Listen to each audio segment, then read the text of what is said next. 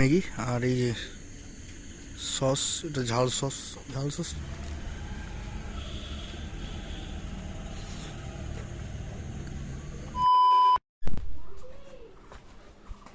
তো good morning guys.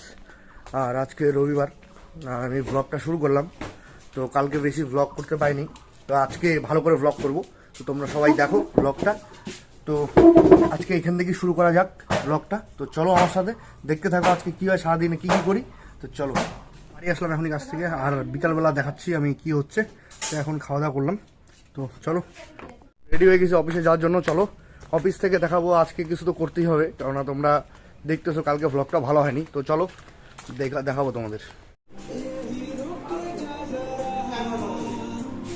যাচ্ছি আমরা দমুনিতে সবাই মিলে। তো চলো আগে দমুনি যাই, তারপর দেখাই কে কে আসে।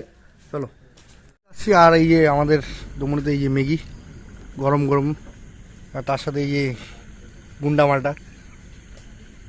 তো মোবাইল দেখতে বন্ধ করা আমার না, কি সুন্দর ম্যাগিটা লাগতেছে।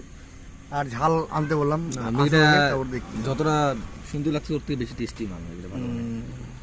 খাইছিস? মোমো খুব সুন্দর বানায় এই দোকানে। হ্যাঁ মোমো তো ভালো বানায়, মোমো আমি খাই তো।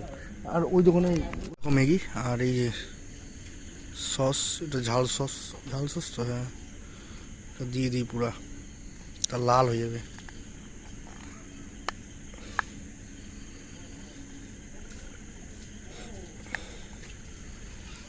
এই দেখো, বাস। তো খাই আমরা। রাকেশ হ্যাঁ নে, খা না খা, তার জন্য চামচই আনলাম দুইটা, নে।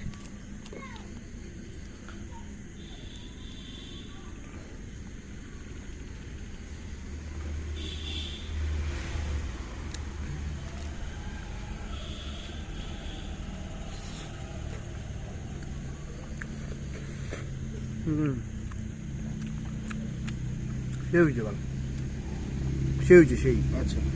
একদম ক্রিমি।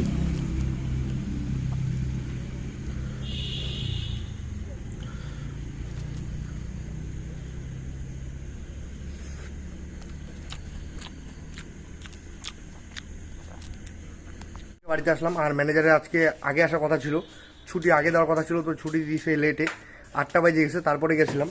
তো এখন খাওয়া দাওয়া করবো। আর দেখো কি দিয়ে খাই। আজকে আছে সাদা ভাত,